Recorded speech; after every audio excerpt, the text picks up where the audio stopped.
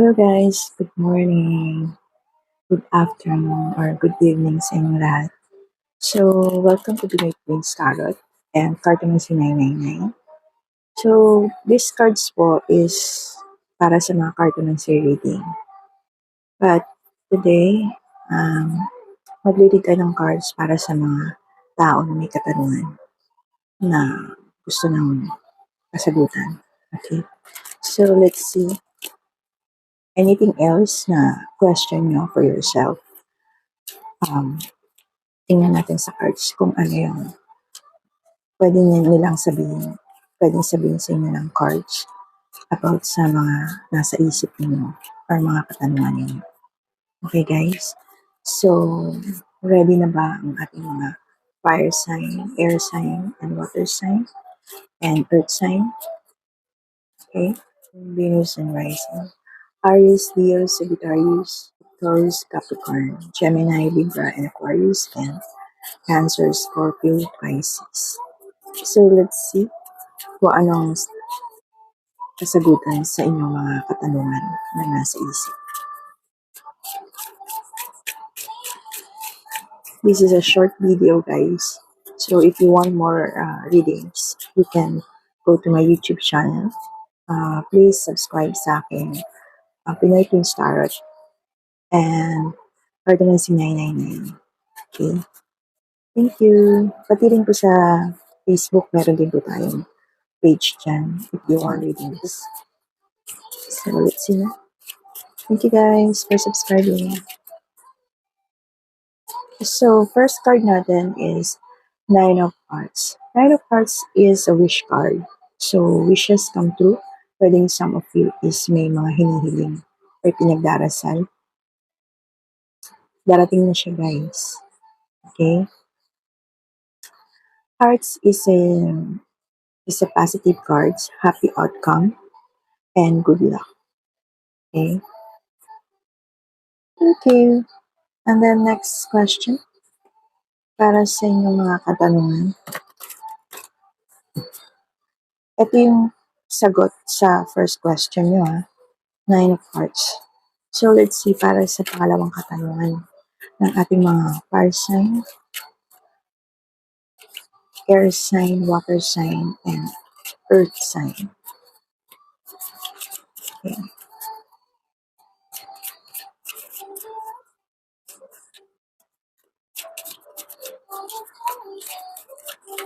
Second question, ang sagot ay, Queen of Hearts. Is about emotions, love, happiness, home, or someone is healing. Okay? So, pwedeng some of you is may pinagdadaanan about sa kanyang relationship or situationship. Okay? So, some of you is nasa healing process na. And this cards is, if anything else na mayroon kayong question, this card is yes. Okay? And this card also is yes. Okay? So, last question para sa ating mga water sign, air sign, earth sign, and fire sign.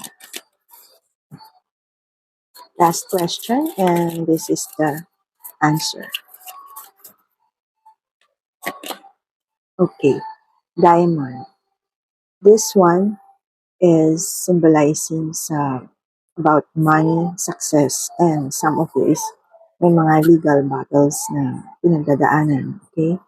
This is very powerful card, and ang ibig kong sabihin nito is someone na nakakaranas ng some of you nakakaranas ng napag-chismisan, gossip.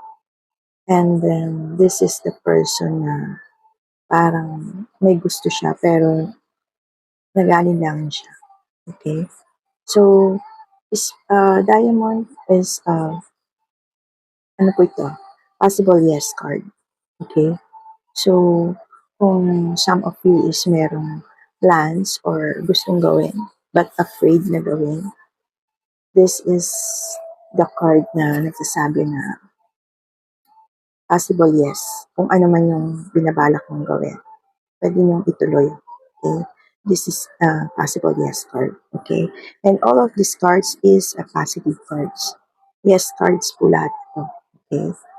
And itong Queen of Diamonds is someone na may afraid or nag-aalinlangan sa kanyang desisyon na gagawin. But sinasabi ng card na 'to na, puwede mo siyang i-go because this card is a possible yes. Okay, this is, Diamond and Hearts po. Kasi 'di ba 'yan lumabas. Diamond and Hearts is a positive and puwedeng, increasing in rewards, okay? It's a positive outcome. So kung meron kayong mga plans, decision in life, this is a positive outcome, these 3 cards. Okay po. So, I hope na nagustuhan niyo yung ating reading for today. This is a cartomancy reading. So, next is abangan niyo na lang po. Okay?